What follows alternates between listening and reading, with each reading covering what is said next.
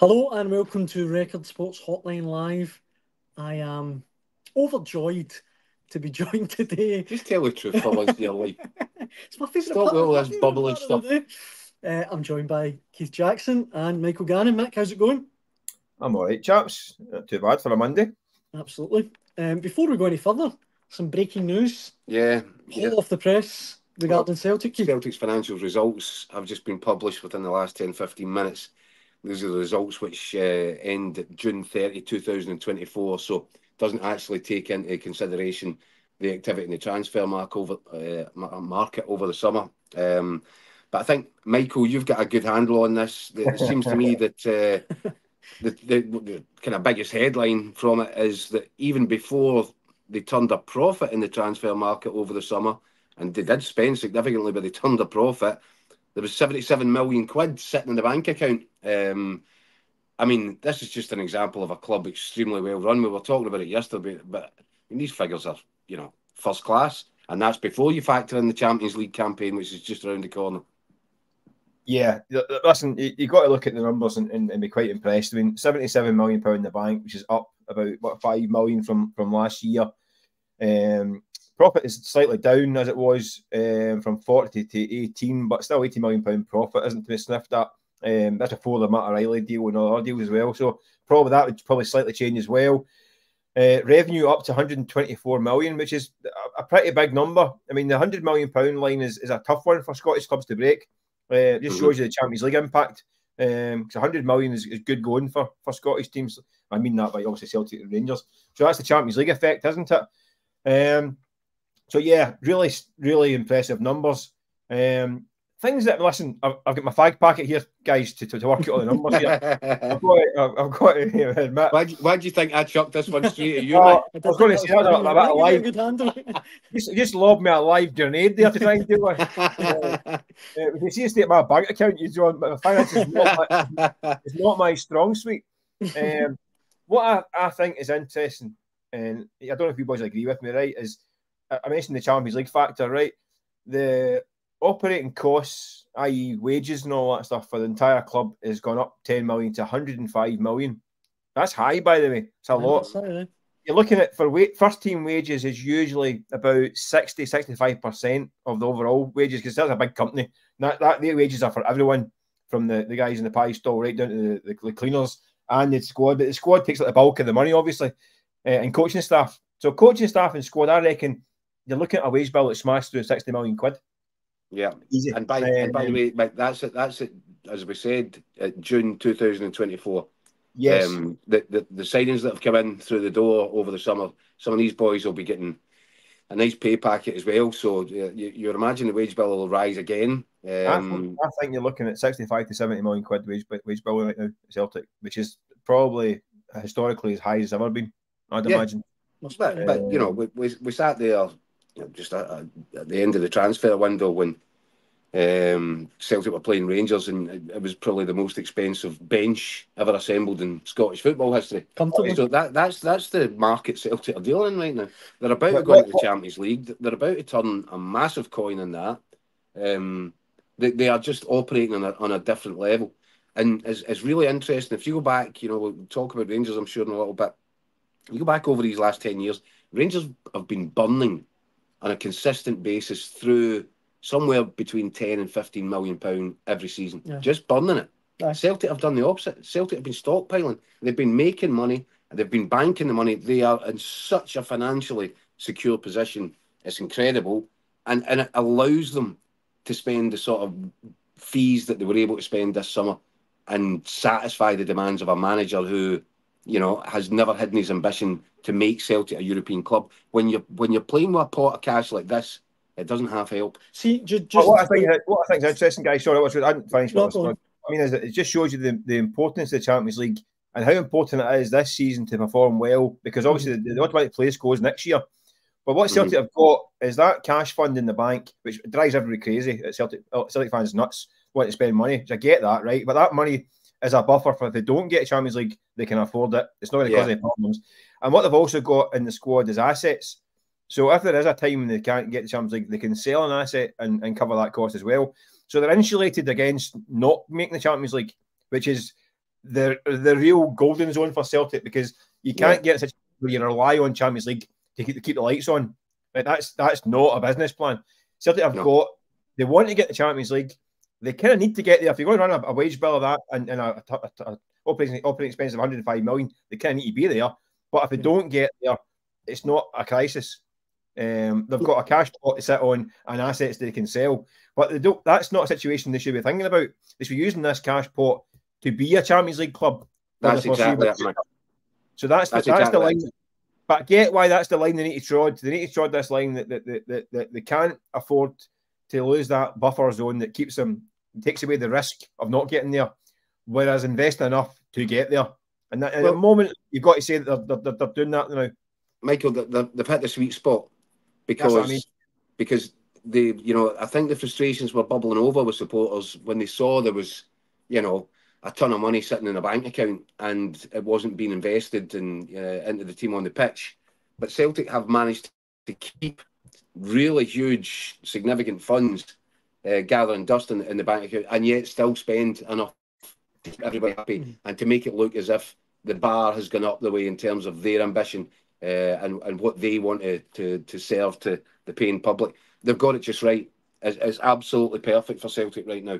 They've got all the money sitting in the bank. As you said, they're insulated for future shocks, unexpected incidents, whatever that might be, whether they don't qualify, whatever it is. They've got enough money in the bank that they're comfortable, and they have got 4, 5, 6 assets in the playing squad right now that if they chose to cash in, you'd probably get 5 or 6 players that would fetch you over £20 million. And just to put it in the proper context, I think I'm right in saying this doesn't take into account the summer trading. It's up to the 30th of June. But Mick, we kind of suspect that Celtic made a net profit on their. Aye, that's what I was going to say. Trading, so it's likely to be even better for the next 6 months. Again, checking the back of my fag packet, I think there was about 5 or 6 million quid in profit. But you've got to take into account things like wages as well. I suspect that'll get devoured in the wage bill rise.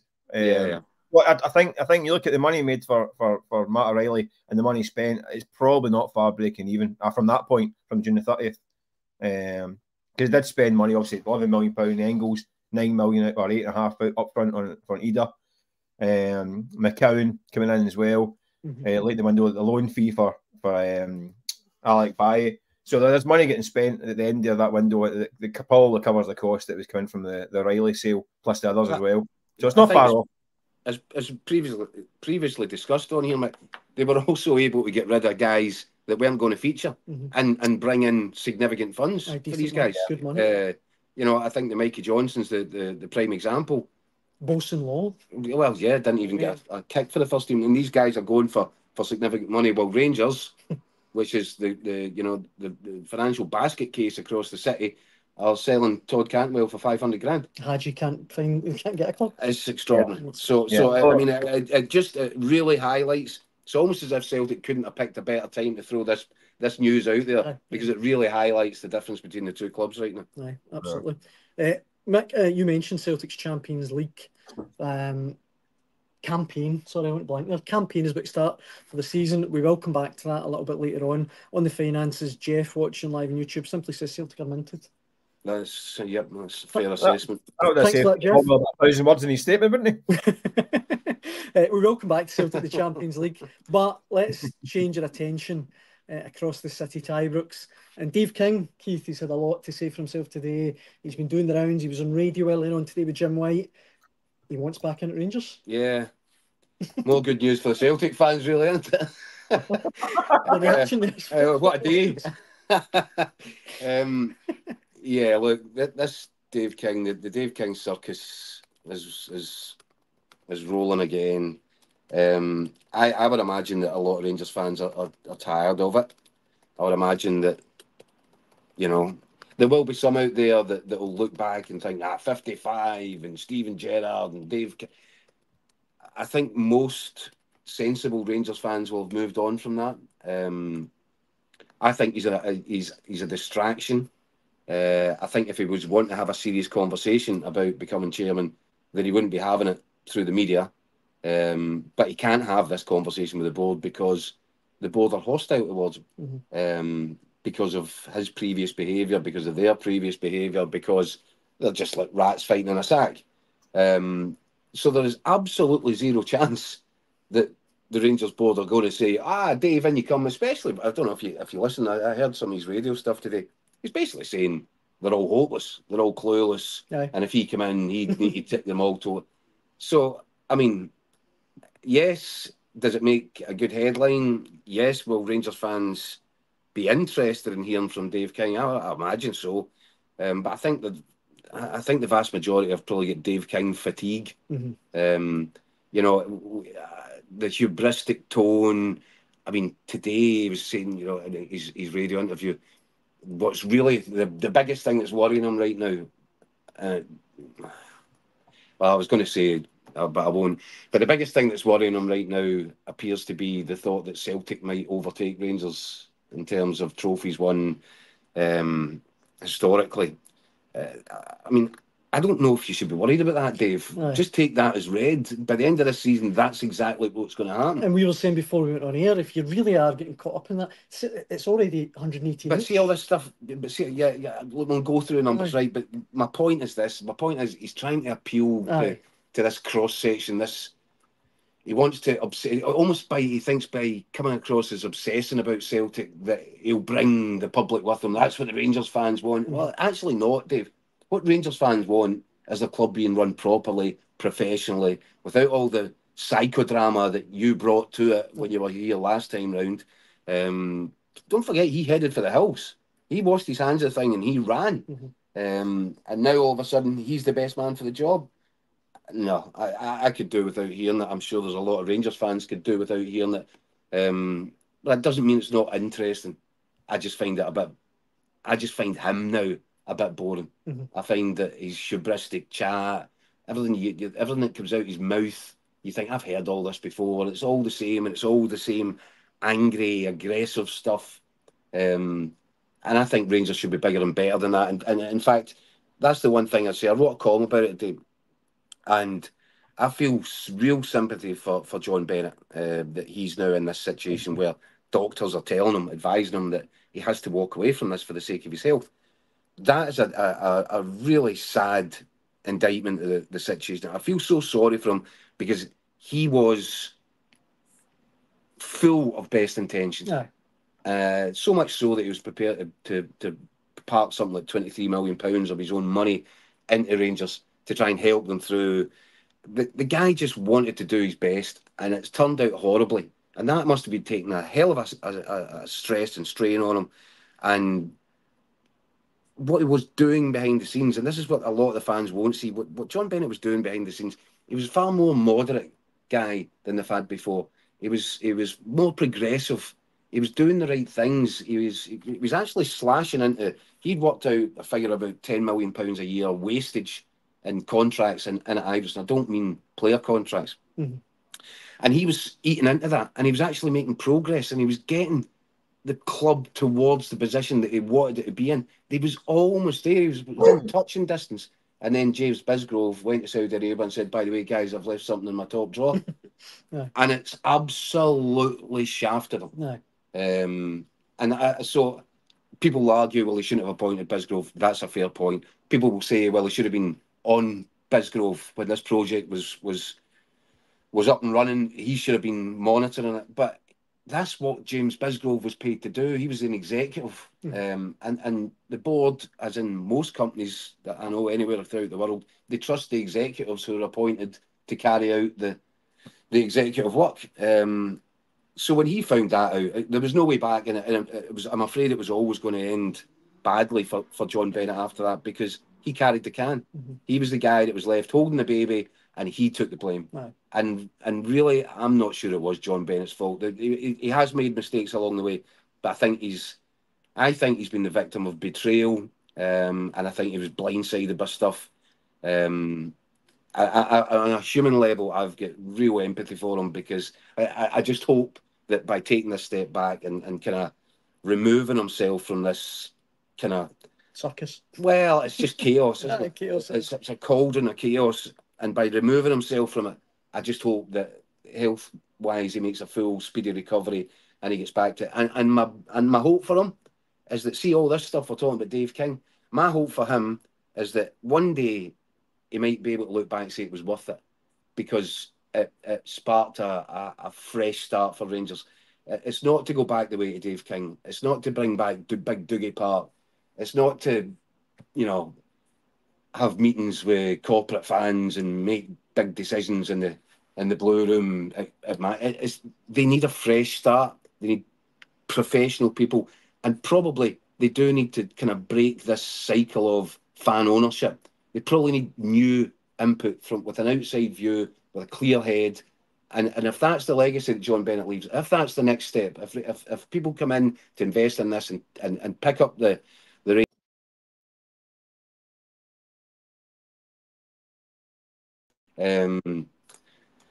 sort of memory of John Bennett's time in charge, if that's the legacy. And I hope for John that it is, because I think he deserves something good. I don't like the way that he's been treated, vilified, demonised. I feel for the guy, I really do. I think we had a wee technical thing there, sorry about that. But Mick, before I bring you in on Dave King, I've got a mountain of comments and reaction on Racing Sports social media channels. And I should say, get involved in the comment section below. Rangers easy okay, as written in Keith and Keith. I do get what you're saying about Bennett. He is a good man, but he's had two shocking summers. First giving Beale total free rein, and then the stadium he shouldn't have let Bisgrove be CEO. Yeah, but look, that's one thing I said in the column. John Bennett's biggest failing is probably the fact that he's a fundamentally decent man, and he was willing people to be successful rather than being sure that they were going to be successful. He did throw his lot at Michael Beale. He believed in Michael Beale, and he did similar with Bisgrove, and ultimately those mistakes have cost him pretty dearly. But this sort of savage way that he was being treated towards the end, I don't think he was deserving of that. I really don't. Dave Roberts on Facebook saying, surely the Messi got them into the first time with the Sports Direct, and Ashley deals the humour, the elite farce, and the fact that he can't get funding through normal bank channels should have the current board blocking any move. They've literally just closed the last court case. Why have him back? This one from Tony, who simply says, I think given a few days, King's comeback bid will fold like a house of cards. Brian Thompson, King is not the man to get overseas investment. Mick, I don't know what your take is on the Dave King show. What do you make of it? Listen, I can understand why a post of Rangers fans would be quite keen to hear this and coming back. And if you look at the kind of bigger picture of his legacy, we could argue Rangers, he wrestled control off Mike Ashley. Rangers went from the 4th division to a European final in 10 years and won the title. And you look at that on its own, you can understand why that can create a kind of legacy in itself. However, the worrying thing again from the kind of comments this week from Dave King is, again, at no point in time has he ever talked about a sustainable football club.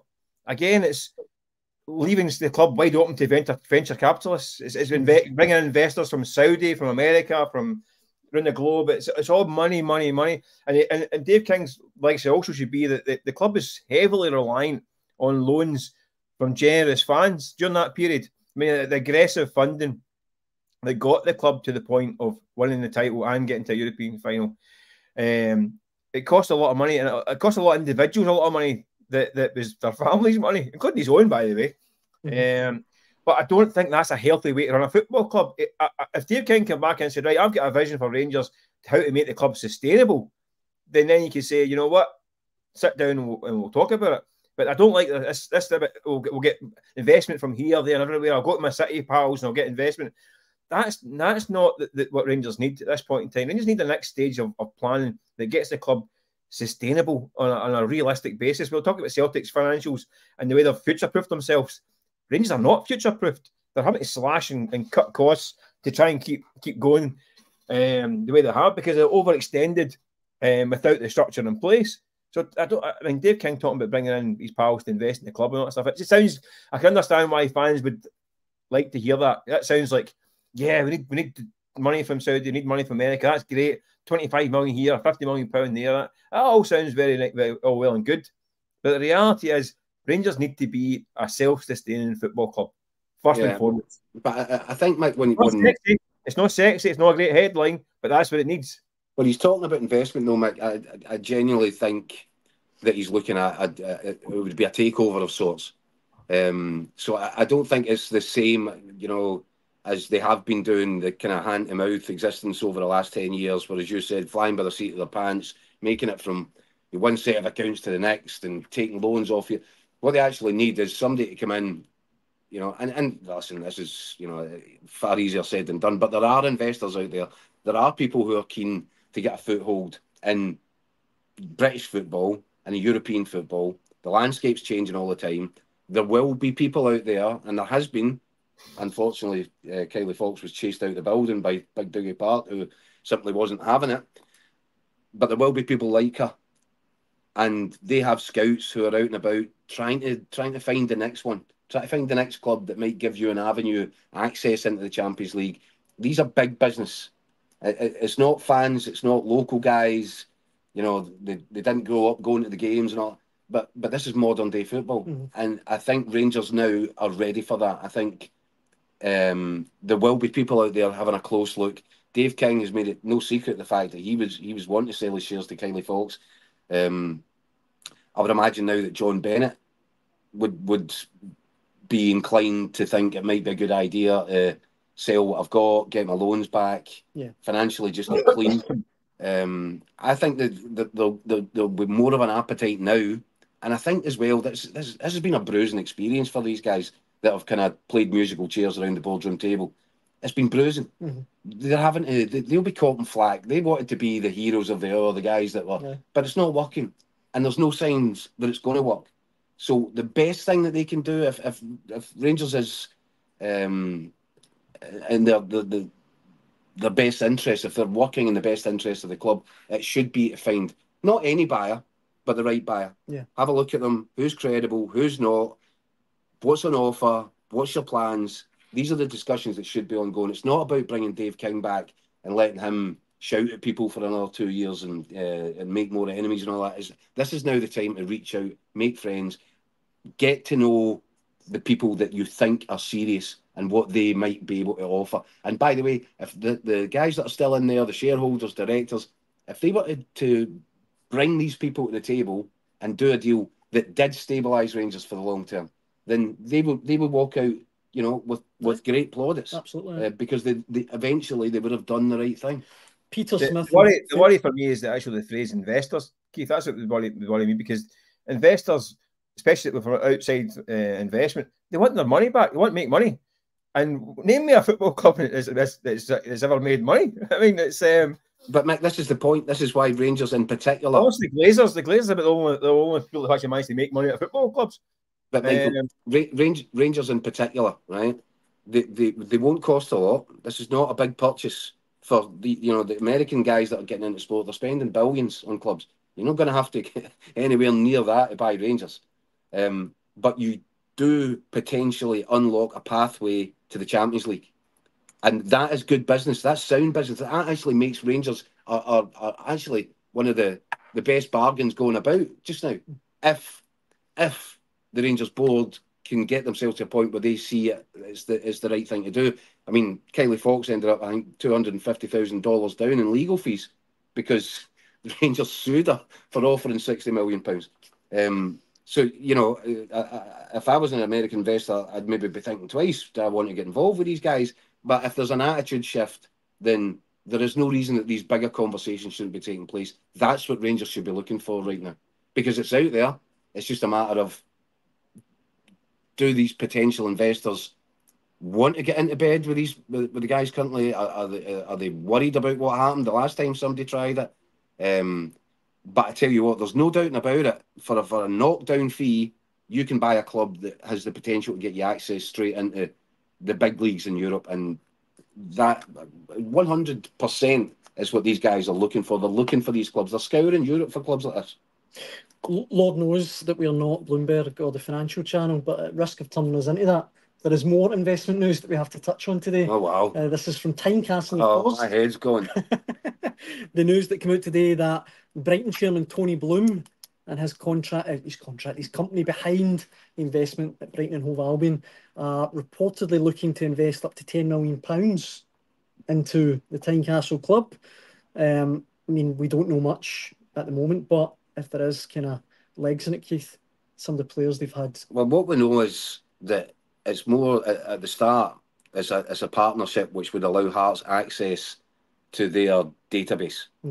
And if somebody offered me, I was at Hearts, and somebody offered me access to Brighton's database, I'd run down to Brighton. They're probably the club with my laptop. You'd choose. Exactly. The one club that would be Brighton. When you look at the model they've, and I don't know, what is it? It's something Lizard. Is it Star Lizard? Star Lizard. That's it. And that's Tony Bloom's company, by the way. Yeah, but it's genius. Aye. And I think it's mainly used for betting predictions, all that sort of stuff. But whatever the algorithm is that they're using to assess football players, I mean, it's success rates out of the park. Some of them coming up on the screen. Moses Caicedo, 100 million to Chelsea. Cucurella a minute ago, 70 million to Chelsea. Alexis McAllister. Billy Gilmore, sold him for 50 I could have million. told you I don't need to be a supercomputer to be Billy Gilmore and Alexis McAllister. That's They're true. good players enough. But it's... And of course, they've just signed Matt O'Reilly. Right, it's sensational, right? And where Brighton can feel relaxed is they can use that same stuff, but they're not going to be looking at the same players as Hearts. Hearts will be looking about 4 tiers down from where they're looking, but everything's relative. If this supercomputer is turning up players that are within Hearts' relative wage bracket and price range, and they turn out to be as successful in Scotland as these guys have been down south, wow! I mean, I genuinely think it's a brilliant idea, and if I was Hearts, I'd really be wanting to explore it. Absolutely. It does sound quite exciting, Mick. It does. I mean, the Brighton model is the model everyone's looking at now and thinking that's the way to go. I think them and Brentford are another ones that have been quite revolutionary, haven't they, with their kind of growth over the recent years.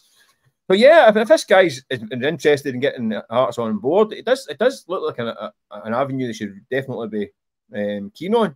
In terms of numbers and investment down the line, we don't know. That could be another possibility.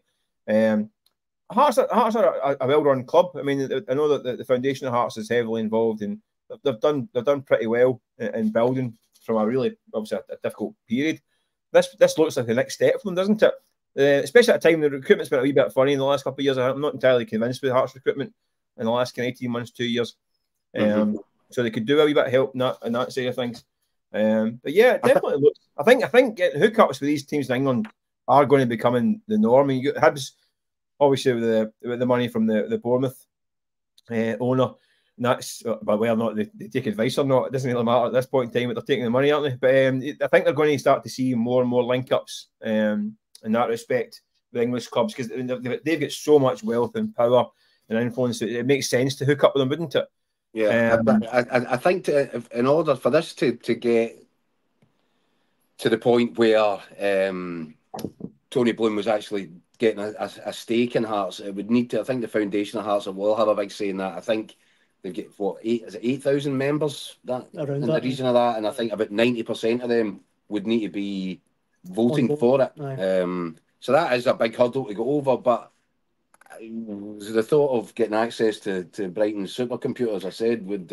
I mean, look, I don't know anything about it, but it doesn't feel there's a downside. What could be the potential downside for everybody's always wary. Aye. Why is this guy wanting? And that'll be the same case. And it was the same thing with Rangers and Kylie Fox, as we've talked about. Aye. What's she want? Some people actually do realise a good business opportunity. Aye. And, he's already... Tony Bloom obviously has links to the Belgian club. What's their name? That they came from nowhere. They ended up qualifying for Europe. They played Rangers. Saint-Gilloise? Union Saint-Gilloise. Yeah. So he's got links there. Mm-hmm. So he's rolling this thing out. And by the way, look at where they've came from nowhere to competing in the Champions League and in the Europa League. Yeah. So it does show that I think he's kind of got an idea what he's doing. He's got a good track record at least now. Right, time is against us, but let's actually talk about some football, Mick, before we Jesus, have to thank God, Jesus. Adrian Childs used to do the working lunch now with that one. Let's kid on, or let's stop kidding on that we're smart and know about finances and talk about football. The Champions League is back this week, Mick. Celtic begin their latest quest to make a dent on Europe's biggest competition.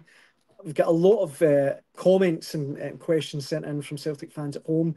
a lot of them really, Keith, are just hoping and praying that this is the season where they can finally re-emerge as a competitive club on the big stage. Yeah, and I've got every reason to be excited about it. We spoke yesterday. I think this Celtic squad is possibly the strongest squad that Brendan Rodgers has worked with over his 2 stints at Celtic. When you think about the combined quality and the fact that he can take quality out and replace quality without a big drop off, from whether it's Wednesday night to Saturday, I think there's every reason for Celtic to go into this believing that this season might be different from all the others, because we all know how all the others go. They play quite well for an hour, they burn themselves out, they maybe 1-0 up, probably not, probably 0-0, and then they'll lose the game later on. Whether that's home, whether it's away, that's the formula. But I think and this is where I think he's been so clever, Brendan Rodgers, and this is why Celtic have chosen to back him. We saw examples of that, and Craig Swan has talked about it. We saw examples of, what was it, the Atletico Madrid game at Celtic Park. Celtic were brilliant for an hour, lost the game. Because when your guys are up against that quality, Champions League quality, they need to empty the tank. They need to be total. Yeah, it's flat out. You need to be going flat out. And you can only go flat out for so long. Eventually, there comes a point in the second half where you actually need to keep the thing fresh. You need to get new legs onto that pitch. And there was a drop-off previously for Celtic. Understandably. Of course. What I'm looking at here is a group of players that I'm not sure that there's that drop-off is going to exist. I think you're going to be replacing quality with quality. It's just more high energy. And you might see that the effect of that is that Celtic don't lose games towards the end, as they have made a habit of doing over the years in the Champions League, simply because they now have a manager who, as well as being tactically, gifted, he's now got a squad that I think has been purpose-built to allow him to compete at this level, and then to stay domestically dominant as well. I think Celtic are in a really good place going into this one. And by the way, the cards have been good to them as well, haven't they? The fact that they open up with Slovan Bratislava, the chance to build momentum, to stick 3 points on that board early doors and just make it feel different from all the other Champions League campaigns. Mick, let me throw a couple of these comments at you from listeners. Steve McAteer, what we've seen this season is a team which has made a step up from the last few seasons. This is the time to make an impact in the Champions League. Mara McDonald, we live in eternal hope. For me, we are defending better as a team. If we do that, take chances, we most certainly will create. We'll have a good chance to pick up points. Nick Doran, let's be honest, we've been terrible in Europe for the last 10 years. Hopefully this year we can win a few games and show some progress. And Scott McLaren, who's a regular Celtic fan, simply says they can't beat these teams, they ought to throw the towel in. Nice glass half empty statement. But Mick, they can't beat this Champions League dross. I know, but Mick, how do you feel about Celtic? Slovakian duds.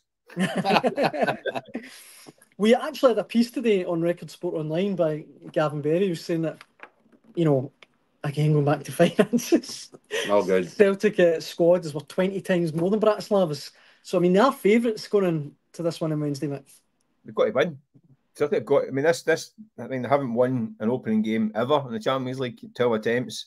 They haven't even scored in a Champions League opener in 8 attempts. They've got to win this game. If they want to have any aspirations of doing semi-decent in this competition, they need to beat Slovan Bratislava. Listen, I'm wary that I wouldn't be completely writing this team off either. They beat Midtjylland in qualification. They're always a kind of a decent enough side, aren't they? They're not going to be. It's the old thing. They're not going to be mugs, right? They're going to be a decent enough side. But Celtic have to be beating them at home. They could not have handpicked a better opening tie, really. Well, that's what I'm saying, Mike. That's so. I think it's been kind to them in that way. But the flip side of that coin, Mike, you're absolutely right. If Celtic fail to win that game, then all of a sudden all this excitement and anticipation, and there's a danger they could get the wind knocked right out of their sails on day one, because this is the game that everybody looks at and says, right, bang, get 3 points in the bag. So, yeah. But I actually fully expect Celtic will win it. But I think Mick's right to point out that it could be a nervy old night. Yeah. Nonetheless, even though I think Celtic will be in good shape, this side will arrive here confident, and you know what these Champions League nights can be like. Yeah, I think we need to see Celtic showing a maturity in Europe we haven't seen in recent years. I mean, even they're showing glimpses. I had under Ange Postecoglou as well. They had periods of games when they played really well, really slick football when they were in the games. I mean, for the first half against Real Madrid, that kind of thing. Even last year, the Lazio home game, Lazio Madrid at home, periods of game against Lazio away. They're good sections of games, but lost daft goals, lost goals back to back in bunches and all that stuff. Men sent off. These moments of naivety really cost them at level. We need to see a Celtic put a complete performance together and a mature performance. This is not going to be the toughest test they'll face, but they need to get this done and get points on the board, and then they can start thinking optimistically. But I think it will be nervy. I think this team aren't going to be pushovers. It's the Champions League. I mean, they're there for a reason. Yeah. But that doesn't mean. I know you're saying about the flip side of the get beat is a disaster, and it could be all kinds of ramifications. But I think this should be seen as opportunity. It's a cracking draw. They could get any team in Europe in that home game at first. Slovan Bratislava. I mean, Celtic have played PSG, Barcelona in the opening games and get leathered. Right. They've got Slovan Bratislava at home. Could not have cherry picked a better one. Go and take advantage of it. Make the most of it. Get 3 points on the board and skip into the next game over in Dortmund. And see what happens when you've got influence in Europe. Well done, big conspiracy theorist, right? Just to be fair though, just to finish in Celtic's Champions League draw, Brendan Rodgers will quite rightly say they've got away from home. They've got Aston Villa, really tough game. Last season's Champions League finalists in Dortmund. Last season's Europa League winners in Atalanta. But Mick, it's the home games. You just said it yourself. If Celtic had to cherry pick the 4 games at home, Bratislava, Club Brugge, Dynamo Zagreb. It's pretty much the lowest ranked team in each section they got for the home games. They've got to make an impact for those 4 home games. It's a good side, so let's not of course. Taking these teams off. But that's what I'm saying. They could have had an Arsenal, they could have had a PSG, Man City at Parkhead. These teams, they haven't. They managed to dodge them. The away games, I think, are free punches. Dortmund away, Villa away, especially Atalanta away, I think are free digs. Anything's a bonus for the games. Dynamo Zagreb, I think, is an opportunity to get points as well. I think Celtic in the games in Glasgow, they should be aiming for 9 points. Well, what they've actually managed to achieve here is, when you look at the home games, it's a Europa League group in the Champions League. Aye. These are good teams, but they're more likely to be found in the Europa League than the Champions League. So what an opportunity. As you said, Mick, you look at Atalanta away and all that. I mean, geez, stop. Yeah, I think he's just short at dark jobs, yeah. Yeah, but the priority has to be bag as many points at home from these other teams as you possibly can. And I think there is a realistic chance for Celtic to get enough that would allow them to get into the playoff round for I think that under this new structure, after these, they're not called group games anymore, they're league games, and after that it's playoff teams go into the last 16, but there would be the opportunity for Celtic to qualify for a playoff, the middle eight, to then qualify for the last 16. That's got to be the realistic target for this group, and I think it is doable. Absolutely. The only home game where you would say Celtic wouldn't be favourites, that'd be Leipzig, but they have beaten Leipzig at home previously. Yeah, I don't think this. I mean, 9 points. I mean, they won three other home games, even take a point against Leipzig and got a point in Zagreb. That's 11 points. I mean, exactly. That's in that knockout stage. That's doable. It should be doable. But a lot can happen. Listen, we've seen it last year. I mean, Rio Tati gets injured, boys get sent off. I mean, things can happen along the way, which is going to make it difficult. If Celtic can keep everyone fit and no one does anything daft, they should have a chance of getting to that. But it's not that straightforward, unfortunately, as we've seen many times in Europe for Scottish teams. We've only got a couple of minutes left, guys, but before we do, I need to touch on elsewhere in the Premiership. Willie Collum, it's been revealed that he rang Dundee boss Tony Docherty today, Keith, to apologise for not... Well, Tony Docherty revealed that. Tony Docherty revealed that, yeah. Yeah, so I wonder how many other managers get a cell phone. We all might have had a busy day on the phone, his mobile phone. But Bill will be an interesting side, because I think there's a few managers that he really owed some explanations and possibly apologies to. Well, he apologised to Dundee for not awarding him a penalty in their defeat to Ross County. But the one as well, Mick, that I really just beggared belief when I watched it was the St Mirren Kelly game. That's just mental. With Sean Rooney. I think it was on Vassell, wasn't it? Yeah. He kicks out at him twice. It was A, it was bizarre, and B, even stranger how they missed it. Inexplicable how they missed it. Now, the on-field referee's got to see that. He's got to see it. I mean, you just can't not see it. But, okay, he's had an absolutely aberration. I don't know what's going on. He hasn't seen it. No. There's no way that VAR don't see it. How can anybody sitting in front of a VAR screen be in any doubt? That's two blatant boots that you guys had. It's a red card. It's violent conduct. It's all day long. And I'll be astonished if he doesn't get done retrospectively for it. Even, sorry, the pictures we put up on your screen there, the ref's right, just really bizarre. Did you see it, Mike? Yeah, I mean, the problem, again, the VAR problem isn't a VAR problem, it's a human being problem. It's exactly. a judgment problem. And even the ones last week, I thought it was quite refreshing to get the kind of explanations and all that stuff. But even some of the explanations left me thinking, what? Like, what? Oh, listen, I've been to the SFA kind of last season. I did a wee kind of demonstration of how it all works and all that stuff. And by the way, they showed the instance of VAR penalty kicks, and even then I'm thinking, how's that a penalty kick? I mean, he's handballs and stuff. And so the rules in the game, some of these rules are a bit. I mean, they look at the Celtic Hearts game, and it's like people arguing over it again. But things like that one, I mean, the Kelly one, that shouldn't be a kind of one you debate over. There's no grey area with that one, is there? No. That's a guy standing over a guy that's on the ground and just lamping him twice. Exactly. See, my thing with the VAR is that see if you're going to still debate it after the VAR steps in, don't bother, right? Because it's no point in debating it. If it's still debatable after VAR, just let it. Unless the referees miss something completely blatant, let it go. But if it's something like that, then step in, please, and wave your arms, blow in his ear. Get involved at that point. I mean. We want less VAR, but sometimes they've got to step up to the plate and get involved. We managed to squeeze some football in there to our financial chat. No, we didn't. It was VAR. We've got the Champions League. We've had a shambles tonight. Yeah. Well, it's still been a pleasure. I've still enjoyed it, guys. Everyone watching at home, thank you for your comments. We'll be back tomorrow with the financial hour at the same time. Mick, Keith, thank you very much. Ironically, the guy is banned by Wonga. Thanks for watching. Cheers.